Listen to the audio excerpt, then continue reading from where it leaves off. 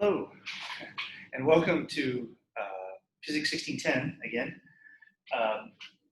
In this video, we're going to discuss position, displacement, and velocity, which are going to be keywords that we use to describe the world.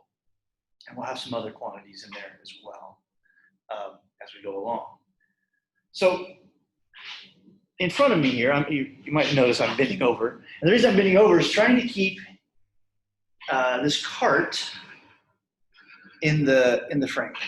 So in this video, we're going to, and really at the beginning of the semester, we're going to focus on what's called 1D motion. So that means motion in one direction at a time. So it's when objects travel along lines. Often, what we will do is for side-to-side motion, we will call that x direction. We'll say, oh, maybe, so this will be x, and this cart will be moving in the x direction. And frequently this semester, we would call the vertical direction the y direction. A lot of times when we write formulas for one-dimensional motion, the formula might have an x. And that's just coming from math class. The horizontal line or axis is usually called x, and the vertical one is called y. But nothing really depends upon that. So physics doesn't care about spelling, if you want. So we will call side-to-side motion in the x direction, up and down motion in the y direction. But either one could be 1D motion because, if I drop something, drop this remote, if I drop the remote, it falls straight down. So it's moving in one dimension. And so it's also handled in the same way. Okay, so to describe, what we're trying to do is start our study of kinematics, the description of motion. And the first thing we have to do is describe what's happening in the simplest possible scenario. Namely, there's a cart on a track, and it's not even moving. It's just sitting still. We need to be able to describe this cart. So the way we will do that is we first define a reference frame. There's not really a way to just look at that and say its position is something quantitative. What you first have to do is define what you're going to call zero and measure everything else relative to that. So all measures of position are going to be relative to some choice of origin, and that choice is not physical, it's arbitrary, but oftentimes there's an easy choice. So if you have that situation, make the easy choice. So what we could do is we need to choose a position that we will declare to be zero, the origin. And I'm going to put it right here. Hopefully you can see. Don't do it on this. That isn't going to stick. I'm not sure if there's a word. I have to get some tape.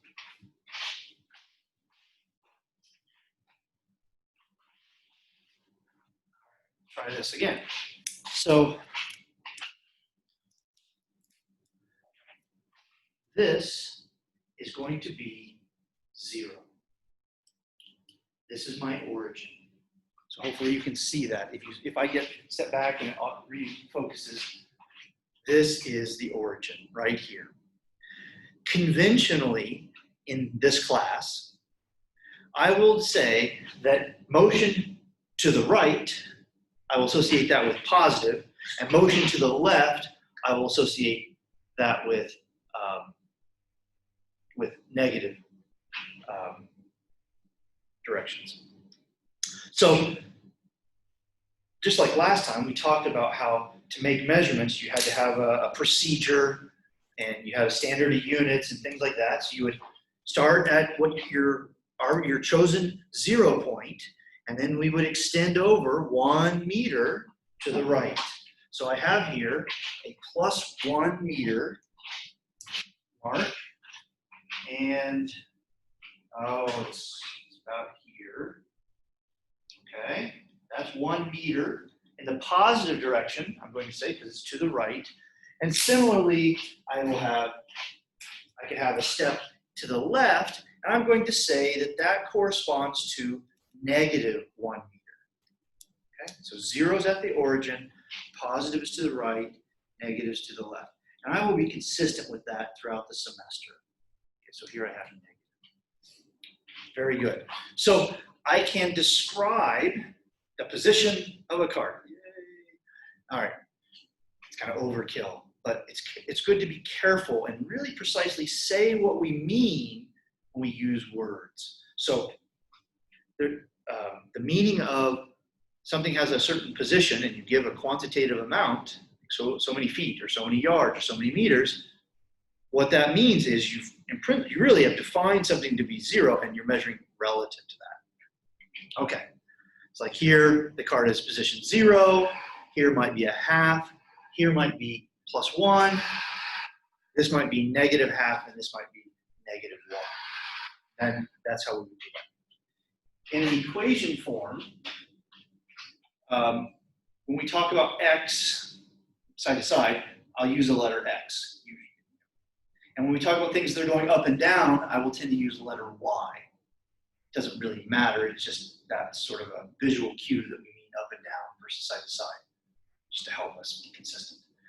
Later on, we will learn about more complicated motions, 2D motions, and that could be something which moves both in x and in y, like a rocket or a roller coaster. That would be a really complicated motion. But we start simply, and we understand the simple situations, and we build from there. Okay, so position, to measure position, first we choose a reference frame.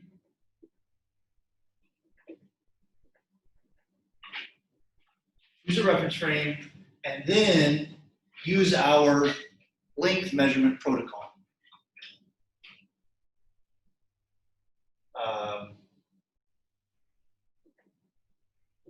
To determine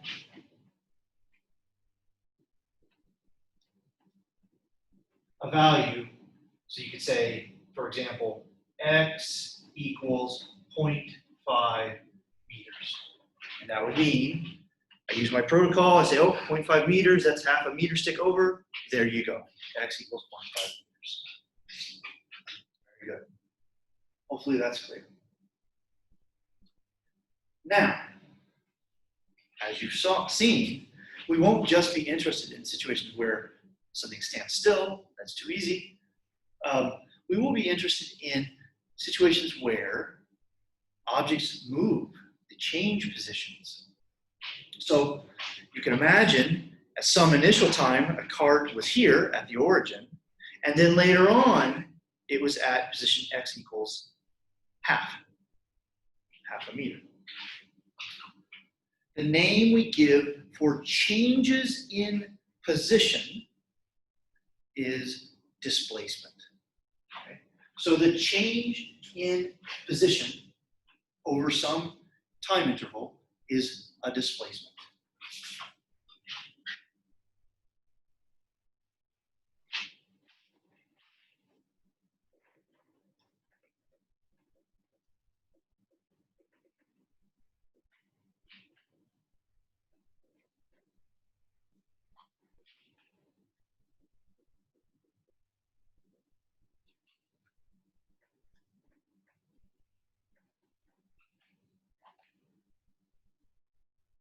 Over time. So that's kind of interesting.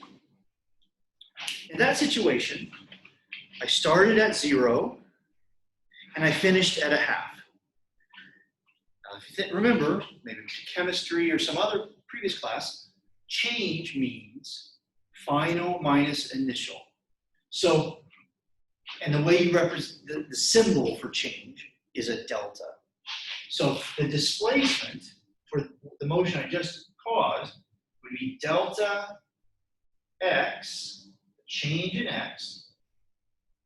That's the final x minus the initial x. That's 0.5 meters minus 0 meters. That's just 0.5 meters. Okay? 0.5 meters. That's the displacement during that motion.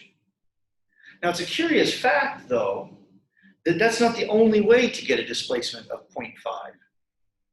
For example, what if the cart had started at negative half, starts at negative half, and finishes at 0?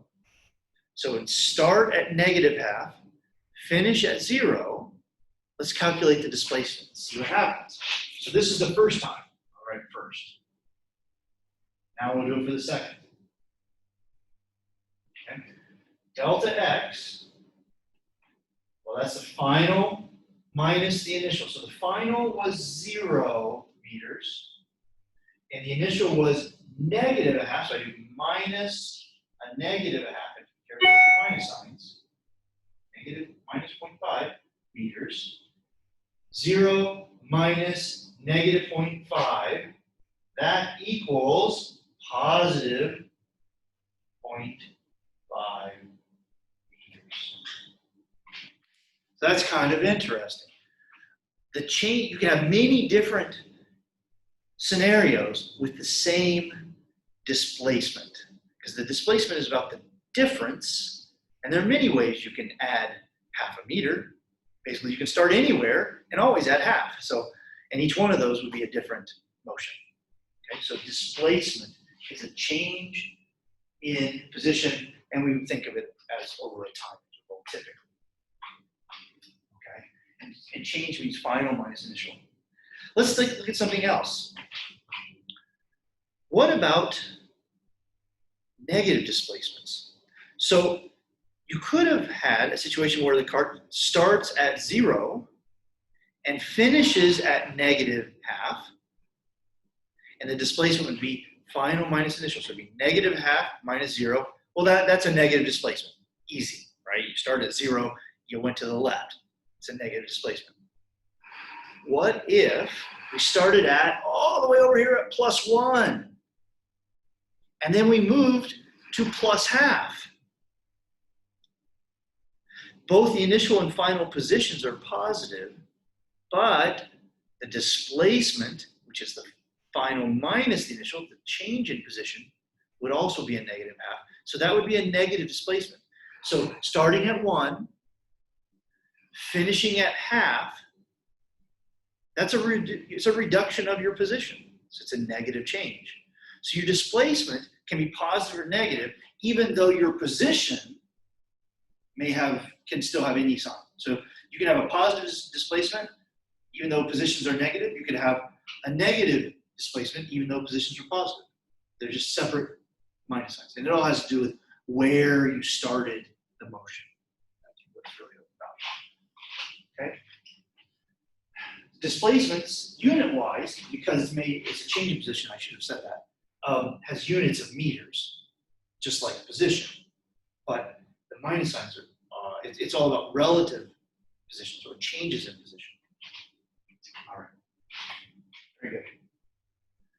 The last quantity I wanted to define in this video is the concept of velocity.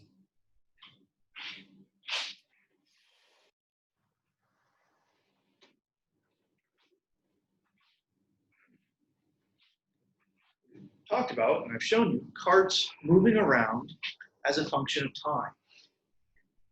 And giving kind of more to that, or kind of elaborating on that, is we can define a new quantity called velocity. And it has an everyday meaning, which is similar, but maybe not always quite the same. So you have to pay kind of close attention here.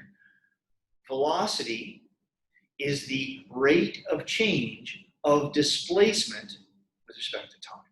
So velocity, and actually I should even be more careful. This is actually the average velocity, so I apologize. So roughly, velocity is going to be related to a rate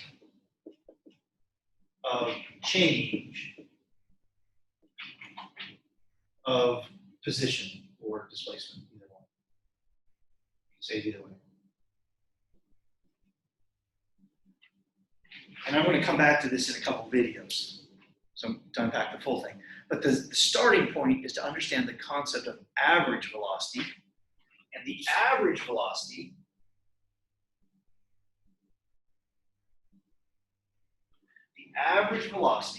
is the change in position, or the displacement, delta x, over the change in time. And that gives you the average velocity. So in this situation, let's imagine I started with a position of 0, and then we're going to end with a position of 1. So it would be 1/1000. So the cart moved 1 meter during a time interval of 1 second, and we can work out the average velocity over that time interval. So in that case, I would say the velocity equals the change in position, the displacement, divided by the change in time. So it started at 0, it finished at 1. So that would be 1 meter minus 0 meters, final minus initial, divided by the change in time, which was 1 second. I counted it, roughly 1 second. And that would be 1 meter per second. Okay. What happens if it starts at 0 and moves to the left? If it moves to the left, I would say, okay, starts at 0, to support the track here, starts at 0, and ready, 1/1000.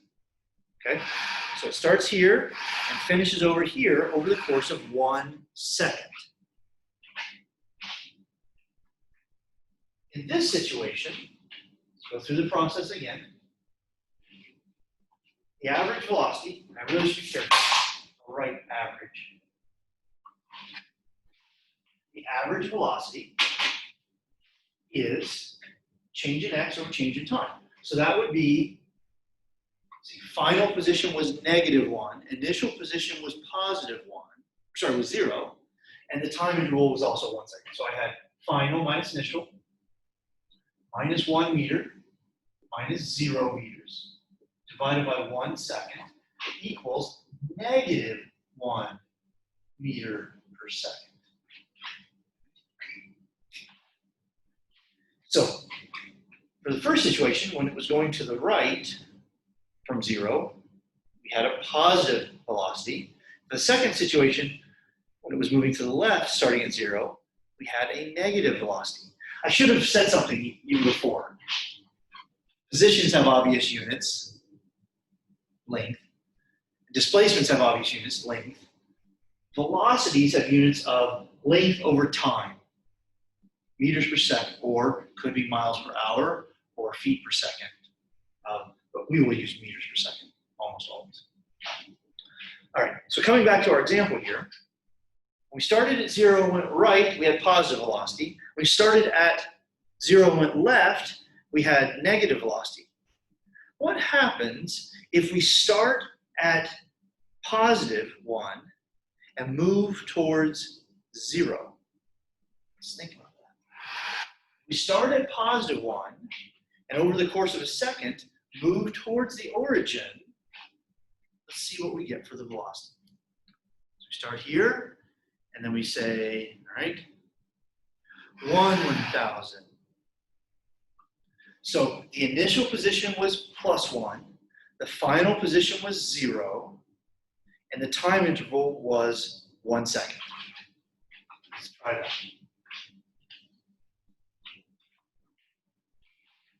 Final position was 0 meters.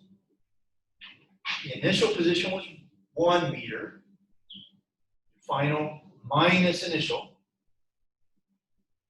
divided by 1 second.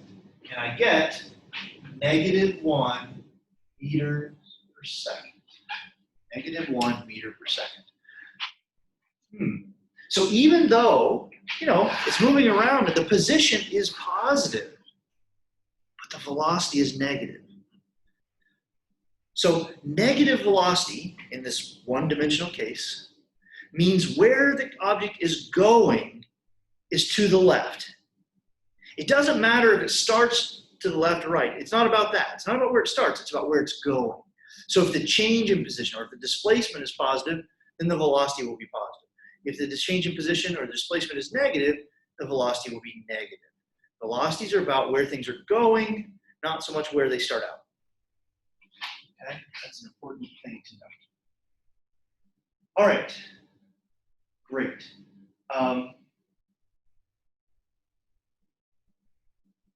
So in this video, we've defined position of an object, displacements as changes in positions, and we've defined average velocities for motion in one dimension.